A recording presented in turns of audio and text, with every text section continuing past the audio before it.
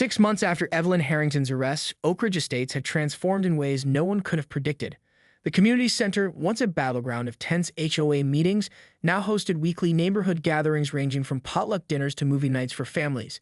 The intimidating 78-page rulebook had been replaced with a sensible 15-page document focused on safety and community well-being rather than aesthetic control. Mike stood in his front yard on a crisp autumn afternoon, raking leaves alongside Josh while Ethan was home from college for the weekend, helping elderly Mr. Peterson across the street with a stubborn gutter issue. "Dad, look," Josh nodded toward an unfamiliar car pulling into the cul-de-sac. Detective Morales stepped out, accompanied by a woman in a sharp business suit. Mike set his rake against the oak tree and walked to meet them at the sidewalk. "Detective, good to see you," he greeted, extending his hand. "I wasn't expecting you today." "Mr. Reynolds," the detective nodded. "This is District Attorney Patel. She's been handling Miss Harrington's case and wanted to deliver some news personally." The DA offered a warm smile and a firm handshake. "Is there somewhere we could talk? Perhaps with your neighbors who were most involved." The Grayson and Lindstrom families. 20 minutes later, Mike's living room hosted an impromptu gathering. Sarah sat on the couch with her husband, while Tom occupied an armchair, his ever-present laptop balanced on his knees. Ethan and Josh had positioned themselves on the floor, clearly unwilling to miss this development. First, DA Patel began, "I want to thank you all for your patience during this process. Privacy violation cases can be complex, and this one was unprecedented in its scope." She opened a folder and adjusted her glasses. "Yesterday, Miss Harrington accepted a plea deal rather than proceed to trial. She's pleaded guilty to 38 counts of criminal invasion of privacy, 14 counts of illegal wiretapping, and 1 count of conspiracy to commit real estate fraud." A collective exhale seemed to release months of tension from the room. "What's the sentence?" Tom asked. 3 years in state prison, followed by 5 years of probation during which she cannot reside within 50 miles of this community, the DA replied. Additionally, she's forfeited all property gained through her illegal activities, including approximately $230,000 that was traced to her arrangements with the real estate investors. Sarah leaned forward. "What happens to that money?" Detective Morales smiled slightly. "That's actually the more interesting part of why we're here today." DA Patel nodded. "The court has ordered that the funds be placed in a restitution trust for the affected community. In simple terms, that money is coming back to Oak Ridge Estates." Mike raised his eyebrows. "The whole amount?" "Every penny," she confirmed. "And as the primary victims who brought this case to light, you have significant input on how those funds should be allocated, though the court will have final approval of the plan." The implications of this news settled over the room. Sarah, now the official HOA president after a proper election, was already making notes. "The community pool renovation," she murmured, "and the playground equipment we've been wanting to update." Tom nodded enthusiastically. "And maybe some of it should go toward a proper security system for the common areas, transparent, with clear signage and community oversight." "There's something else you should know," Detective Morales added. "The investigation into Evelyn's activities led us to discover similar behavior in 3 other HOAs across the county. Turns out she was something of a consultant to other power-hungry board presidents. The DA's office has expanded the investigation and several more cases are pending." Josh looked up from his phone. "So we started like a whole movement." DA Patel smiled at him. "In a way, yes. The state legislature is now considering a bill specifically addressing HOA governance and privacy protections for residents. They're calling it the Oak Ridge Act." The conversation continued as they discussed the details of the restitution fund and the process ahead. Eventually, Detective Morales and the DA departed, leaving the neighbors to process the news. As the sun began to set, they moved to Mike's backyard. Tom had texted his wife to bring over a bottle of champagne, and Sarah's husband had retrieved a platter of cheese and crackers from their house. Other neighbors, seeing the gathering, drifted over to join them. "I can't believe it all started with a pool party," Mike said, shaking his head as he poured champagne into plastic cups. "Not just any pool party," Ethan corrected with a grin. "An unauthorized, unlicensed swimming facility." Laughter rippled through the group as they raised their cups in a toast. "To community," Sarah proposed. "To justice," Tom added. "To summer," Josh chimed in, "and driveway pools." Mike looked around at the faces gathered in his backyard, neighbors who had become friends united by their shared experience. Across the street, Evelyn's house stood empty, a for sale sign swaying gently in the evening breeze. The real estate agent had already received multiple offers, all from families drawn to what they'd heard about the newly revitalized community of Oak Ridge Estates. "You know what the best part is?" Mike said as the conversation flowed around him. "Next summer, we're going to have the best block party this neighborhood has ever seen. complete with multiple unauthorized swimming facilities. Tom chuckled. And cameras that everyone knows about with footage everyone can access. As twilight deepened into evening, the gathering showed no signs of dispersing. Children played tag across several adjoining lawns, teenagers clustered around Ethan to hear the latest college stories, and adults drifted between conversation groups with an ease that would have been unimaginable under Evelyn's reign. Mike found himself standing beside Sarah at the edge of his patio, watching the impromptu neighborhood celebration. "Do you ever wonder if we should thank her?" Sarah asked quietly. In some weird way, Evelyn's tyranny brought us all together. Mike considered this. "I think I prefer to thank the heat wave that closed the pool, my teenage sons who wanted to cool off, and neighbors brave enough to stand up when it mattered." Sarah raised her plastic cup to heat waves and brave neighbors. Then, across the cul-de-sac, the last light faded from Evelyn's empty house as Oak Ridge Estates continued its transformation, from a controlled community to a genuine neighborhood where inflatable pools, laughter, and the occasional rule bending were not just tolerated but celebrated as the very things that made it home. In the end, the HOA Karen who called the cops on a driveway pool party had inadvertently created exactly the kind of community she had always feared. One where people knew each other, looked out for one another, and understood that the best neighborhoods weren't defined by rule books, but by the connections between the people who lived there. 3 days after the dramatic HOA meeting, the residents of Oak Ridge Estates gathered once again in the community center. This time, the atmosphere was radically different, relaxed, collaborative, and almost festive.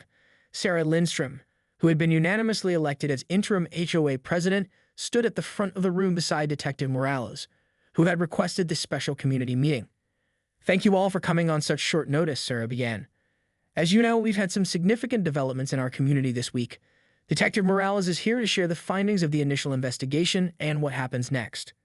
The detective stepped forward, his expression serious despite the relatively casual setting. "First, I want to thank Mr. Reynolds, Mr. Grayson, and Ms. Lindstrom for their assistance in this matter," he began, nodding toward Mike, Tom, and Sarah. "What started as a complaint about a pool party has uncovered a pattern of privacy violations that extended far beyond what anyone initially suspected." A hush fell over the room as he continued. "With a warrant, we searched Ms. Harrington's residence and electronic devices. What we found was," he paused, seemingly choosing his words carefully, disturbing, to say the least. He clicked a remote, and the projector displayed a diagram of the neighborhood. Red dots appeared across the map, dozens of them, concentrated in common areas but also facing several private residences. These red markers indicate surveillance cameras Ms. Harrington had installed throughout Oak Ridge Estates over the past 3 years. Some were disguised as landscaping features, others as utility boxes. All were recording continuously and feeding directly to servers in her home office. Gasps and murmurs spread through the crowd. Mike felt a chill despite the warm room. The invasion of privacy was far more extensive than any of them had imagined. Additionally, the detective continued, "We recovered over 4 terabytes of footage, meticulously organized by date, location, and," he grimaced slightly, "by resident name." The room erupted in shocked conversations. Detective Morales raised his hand for quiet. "I understand this is disturbing news. I want to assure you that we're treating this matter with the utmost seriousness. Ms. Harrington is currently facing multiple charges including criminal invasion of privacy, wiretapping violations, and illegal surveillance." Josh leaned toward his father. "Did she have cameras watching our house?" he whispered. Mike didn't get a chance to speculate because the detective answered that very question. "Some of you may be wondering if your homes were specifically targeted. Unfortunately, 17 private residences had cameras directed at them. We'll be contacting those homeowners individually after this meeting to discuss the specifics and what was captured." Ethan's face had gone pale. "This is seriously messed up," he muttered. "Beyond the cameras," Detective Morales continued, "we discovered something that explains Ms. Harrington's motivation and may be relevant to many of you." He clicked to the next slide, which showed a folder structure with various HOA violation categories. Ms. Harrington was building cases against nearly every homeowner in Oak Ridge Estates. She maintained detailed files documenting what she perceived as rule violations, most of which were minor or technically not violations at all under your actual bylaws. Tom raised his hand. What was she planning to do with all this evidence? The detective nodded gravely. Based on correspondence we found, she was preparing to present these cases at a special HOA meeting next month where she planned to propose a new fee structure that would have significantly increased penalties for violations. The surveillance was meant to catch residents unaware and build an irrefutable case for her proposals. Mike remembered the citation Evelyn had delivered after the pool party, $250 for a temporary inflatable pool. Under her proposed structure, how much would that have been? The thought was troubling. There's one more thing you should all be aware of, the detective said, his tone becoming even more serious. Ms. Harrington wasn't just collecting this information for HOA purposes. We found evidence that she's been selectively sharing footage with certain parties outside your community. A tense silence fell over the room. Specifically, she had arrangements with two local real estate investors who were interested in properties within Oak Ridge Estates. She provided them with information about homeowners who might be vulnerable to pressure to sell, people facing financial difficulties, going through divorces, or dealing with other personal challenges that she learned about through her surveillance. The betrayal felt visceral. This wasn't just about power or control anymore. It was exploitation of neighbors at their most vulnerable moments. Sarah stepped forward again, her expression a mixture of shock and determination. I think I speak for everyone when I say this goes beyond anything we could have imagined. But now that we know, we can address it together as a community. She gestured to a stack of papers on the side table. I've drafted emergency amendments to our HOA bylaws that would explicitly prohibit any surveillance of residents by the HOA or its officers, require transparent documentation of all HOA activities, and establish an ethics committee comprised of rotating members to provide oversight. Several neighbors nodded approvingly, and a few spontaneously applauded. Additionally, Sarah continued, I'm proposing we use the community fund, which, by the way, has over $40,000 more in it than was reported in our financial statements, to do a complete security sweep of the neighborhood and remove all unauthorized surveillance equipment. Mike watched as his neighbors, people he lived alongside for years but had never seen so united, began to engage enthusiastically in rebuilding their community governance. The silver lining to this disturbing revelation was the way it had galvanized Oak Ridge Estates into a genuine community rather than just a collection of homes governed by an arbitrary rulebook. As the meeting progressed to discussing the technical details of removing Evelyn's surveillance network, Detective Morales pulled Mike aside. Mr. Reynolds, I need to inform you that your residence was one of those under surveillance. Given that you have minor children in the home, we want to discuss this with you privately. Mike felt his stomach tighten. How bad is it? The detective's expression was compassionate but serious. Let's talk after the meeting. But I will say that Ms. Harrington seemed particularly focused on your family after several past disagreements. There's evidence that the surveillance intensified significantly after you spoke against her proposed amendments last year. As Mike processed this information, he watched his sons chatting with neighbors across the room. Josh was explaining something animatedly to Mrs. Gonzalez, whose grandchildren often visited during the summer. Ethan was deep in conversation with Tom about the technical aspects of detecting hidden cameras. Despite the unsettling news, Mike felt an unexpected sense of pride. His sons had been instrumental in exposing a situation that had affected the entire community. The pool party that Evelyn had tried to shut down had become the catalyst for positive change. Detective Morales followed Mike's gaze and nodded. Those are good kids you're raising. That older one, Ethan, right? He asked some impressively insightful questions about digital privacy laws when we were setting up. Said he might be interested in cybersecurity as a career path. Mike smiled. That would be fitting, considering how this all played out. As the meeting concluded, the residents of Oak Ridge Estates left with a mixture of emotions. Anger at the violations they'd endured, relief that the truth had been uncovered, and a newfound commitment to rebuilding their community on a foundation of transparency and mutual respect. For Mike, there was another conversation awaiting him, one that would reveal just how far Evelyn Harrington's obsession with his family had gone and what final justice might look like for the neighborhood she tried so hard to control. The Oak Ridge Estates Community Center buzzed with unusual energy as residents filed in for the monthly HOA meeting. Mike couldn't remember the last time attendance had been this high. Nearly 40 homeowners had arrived, compared to the typical dozen who bothered to show up. Word had spread carefully through trusted neighbors, and while not everyone knew the full plan, many had grievances against Evelyn and were eager to witness her potential downfall. Tom had arrived early to set up his equipment discreetly, a small signal detector hidden in his laptop bag and an app on his phone that would alert him when the pendant's specific frequency was active. Sarah sat beside him, reviewing notes with the practiced calm of someone who managed classrooms of 5-year-olds daily. Everyone clear on the plan? Mike asked quietly as his sons took seats near the back of the room. Josh gave a subtle thumbs up while Ethan nodded seriously. At precisely 7 p.m., Evelyn entered the room with her characteristic militant punctuality. Her pendant hung prominently around her neck, catching the fluorescent light as she arranged her materials at the front table. Good evening, everyone. She began surveying the unusually full room with mild surprise. Nice to see such civic engagement this evening. Before we begin, I'll start the recording for our official minutes. She made a show, placing a digital recorder on the table and pressing the red button. Tom's phone vibrated silently in his pocket, confirmation that the pendant was indeed transmitting. The first hour of the meeting proceeded with excruciating normalcy. Evelyn moved methodically through agenda items from landscaping budget approvals to a tedious discussion about acceptable mailbox colors. Mike noticed she seemed slightly unnerved by the attendance and attention level, her eyes occasionally narrowing as she scanned the room. Now moving to new business, Evelyn announced, checking her watch. We'll take a 5-minute break before continuing. The official recording will be paused during this time. She made a point of stopping the recorder on the table.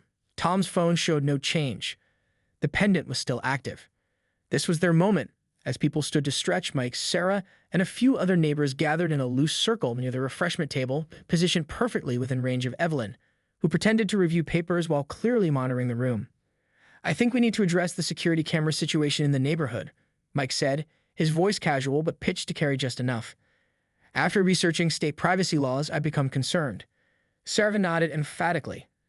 Did you know our state requires all-party consent for audio recording? Apparently, even doorbell cameras that record conversations without posting proper notification can result in serious legal penalties. Tom joined in, adding technical details. The fines are enormous, up to $5,000 per violation, with each instance of recording counting as a separate violation. Mike watched Evelyn from the corner of his eye. She had gone very still, her hand frozen over her papers, clearly listening. What's really interesting, he continued, raising his voice slightly, is that concealed recording devices are subject to even stricter regulations. Federal wiretapping laws can actually make it a criminal offense with potential jail time. Evelyn's hand moved unconsciously to her pendant. That's why I'm drafting a proposal, Sarah added smoothly, to ban all unauthorized recording devices throughout Oak Ridge Estates, with mandatory inspections of properties if complaints are filed. And substantial penalties paid directly to the affected residents, Tom finished. Evelyn stood abruptly, her chair scraping loudly against the floor. The room quieted as she approached their group, her face flushed. That's completely unnecessary, she said sharply. Our current bylaws already address security sufficiently. Mike raised an eyebrow. Do they? We were just discussing this privately, among ourselves. I don't believe it was on tonight's agenda. A flash of realization crossed Evelyn's face. She'd responded to a conversation she shouldn't have been able to hear.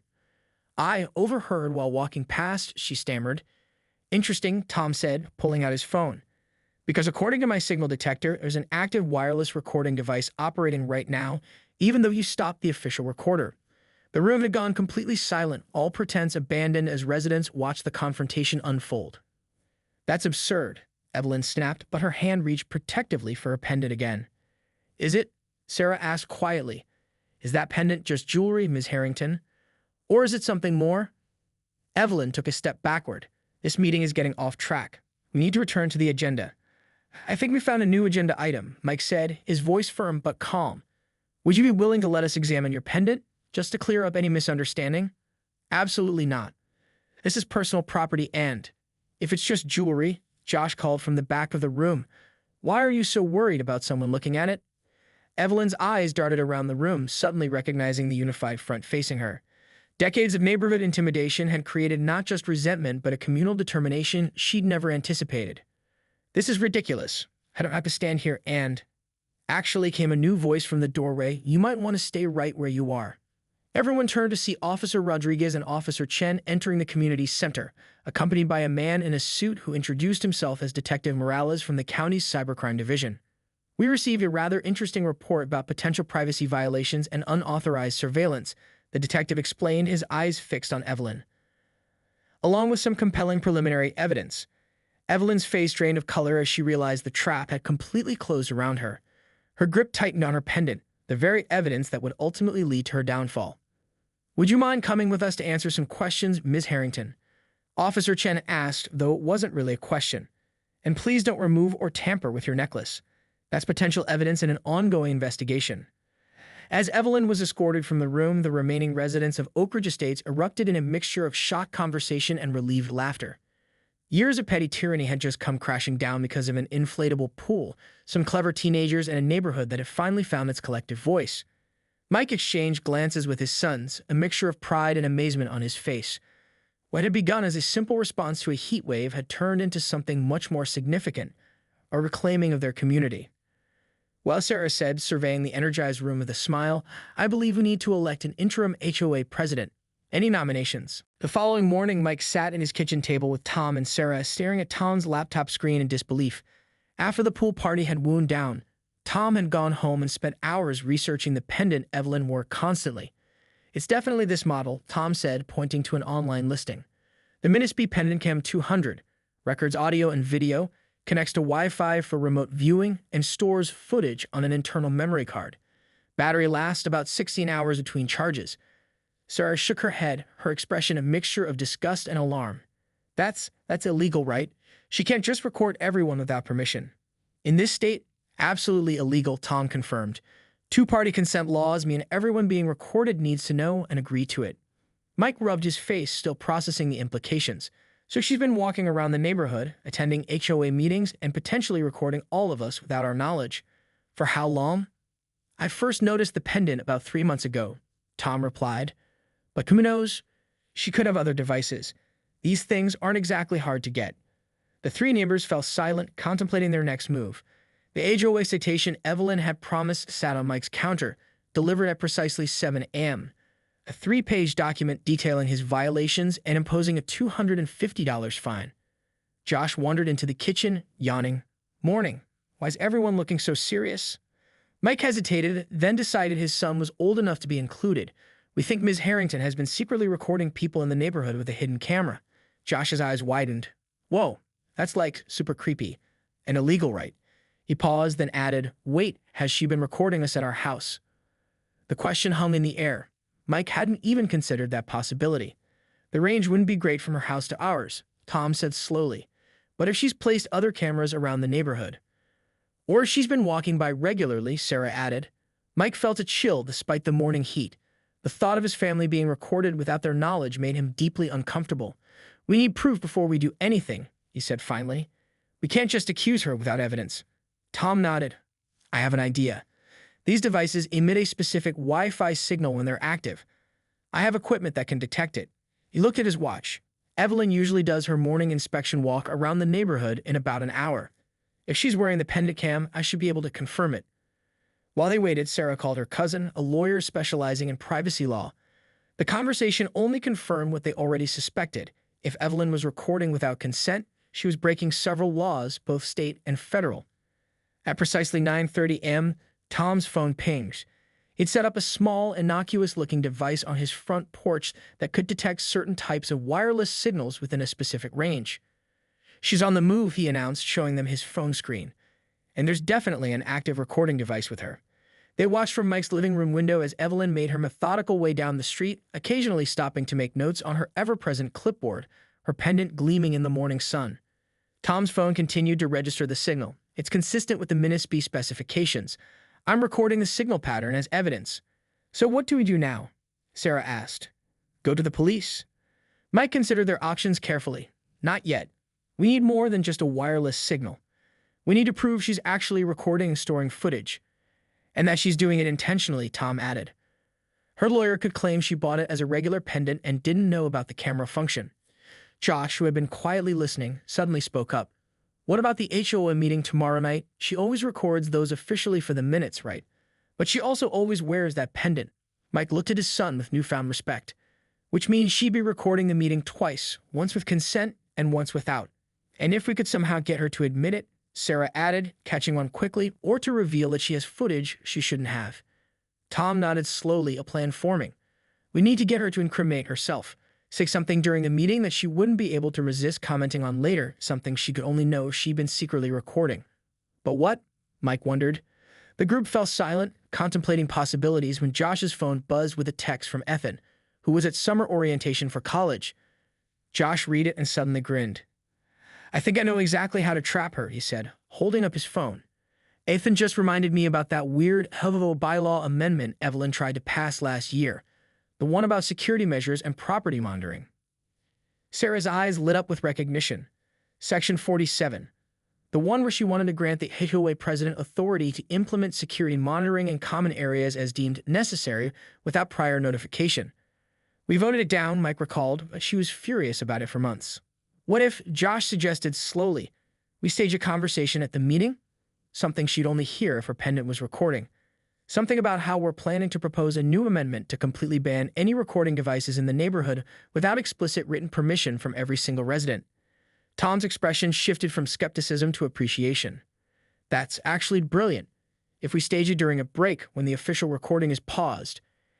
And if she reacts to information she could only have gotten through secret recording, Mike finished, we've got her. They spent the rest of the morning refining their plan. Sarah contacted other neighbors who had clashed with Evelyn in the past, carefully explaining the situation and enlisting their help. Tom prepared his equipment to definitively identify the pendant signal during the meeting. What had started as a simple pool party had evolved into a neighborhood-wide operation to expose Evelyn's surveillance tactics. As Mike watched the preparations unfold, he couldn't help but wonder how many other violations of privacy had occurred under Evelyn's watchful eye, and what would they find once they gained access to her recordings. The HOA meeting was scheduled for 7 p.m. the following evening. The trap was set. Now they just needed Evelyn to walk into it. 2 patrol cars rolled into Oak Ridge Estates just after 3 p.m., their arrival immediately dampening the cheerful atmosphere of Mike's impromptu pool party. Officer Rodriguez and his partner, Officer Chen, stepped out of the first vehicle, both looking slightly embarrassed to be there.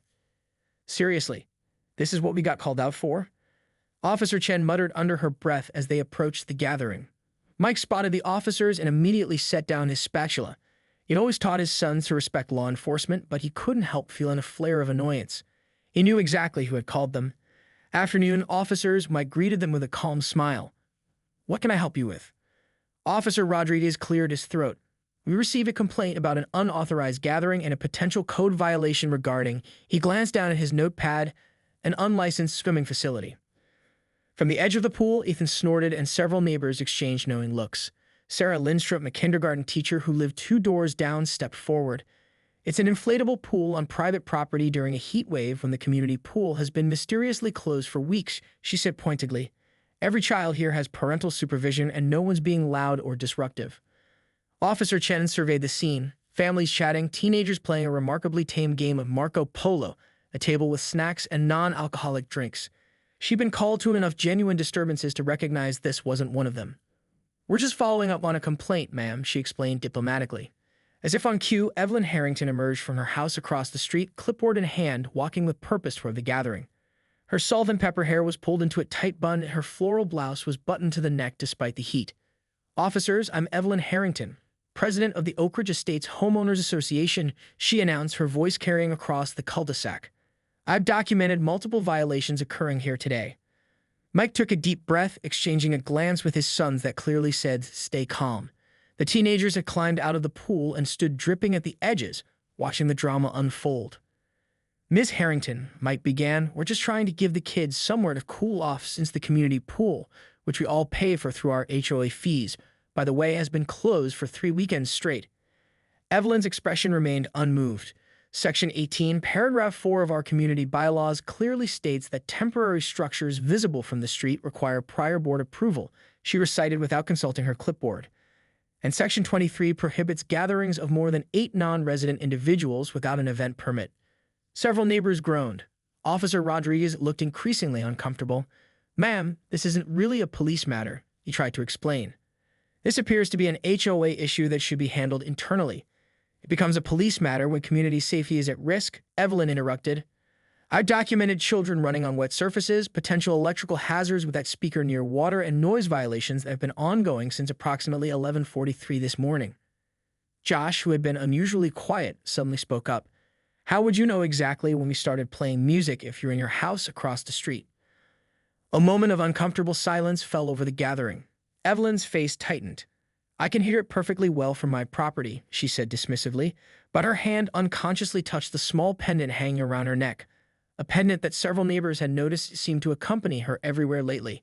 Mike's neighbor Tom, an 8 specialist who worked from home, narrowed his eyes at the pendant. Something about it had been bothering him for weeks. It looked oddly similar to the mini cameras he'd researched for his home security system, cameras disguised as jewelry or everyday objects. Ms. Harrington, Officer Chen said firmly, we don't see any safety issues here that warrant police intervention. This appears to be a civil matter between you and the HOA members. Evelyn's face flushed red. Well, I'll be filing a formal complaint with the department about your lack of response to a legitimate concern, she threatened, before turning to Mike. And you'll be receiving a written citation for today's violations by tomorrow morning. As she stormed back to her house, the party attendees exchanged glances. The mood had shifted, but not in the way Evelyn had hoped. Rather than feeling intimidated, something had crystallized among the neighbors of Oak Ridge Estates, a collective realization that perhaps it was time to challenge the reign of their self-appointed overseer. "Sorry about that, officers," Mike said. "Would either of you like a hot dog before you go? It's a long shift in this heat." The officers declined politely but left with a warning that was more like advice. Maybe keep it wrapped up in the next hour or so, just to avoid any more calls. As the patrol cars pulled away, Tom approached Mike with a serious expression. "Hey, I need to talk to you about something," he said quietly. "That pendant Evelyn's always wearing? I think it might be a camera. And if I'm right, she's been recording all of us without consent." Mike's eyes widened as the implications sank in. Across the street, Evelyn watched from her window, unaware that her surveillance tactics were about to be exposed. The summer heat in Oak Ridge Estates had reached unbearable levels, the kind that turned asphalt into sticky tar and made even the shortest walk to the mailbox feel like a trudge through the Sahara.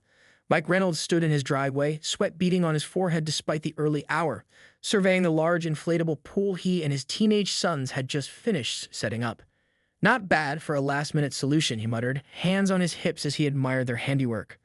The community pool had been closed for emergency maintenance for the third weekend in a row, coincidentally during the worst heat wave to hit the region in decades. Most residents suspected it had less to do with maintenance and more to do with Evelyn Harrington, the self-appointed queen of the Homeowners Association, who seemed to find joy in denying people simple pleasures. Mike had lived in Oak Ridge Estates for nearly 8 years, raising his 2 sons as a single father after his wife's passing. He'd always been well-liked by neighbors, the friendly guy who helped with lawnmowers and grilled extra burgers at block parties. But he'd never quite seen eye to eye with Evelyn, whose rule enforcement bordered on fanatical. "Dad, this is awesome." 15-year-old Josh came bounding out of the house, already in his swim trunks. His older brother Ethan followed, carrying a cooler of sodas and ice. "The guys are gonna flip when they see this." Mike smiled, watching his son's excitement. After the brutal final weeks of school, with Ethan graduating and Josh finishing his freshman year, they deserved some fun. And if the community pool was going to remain mysteriously closed, well, the driveway would have to do. "Just remember, we're keeping this reasonable," Mike cautioned.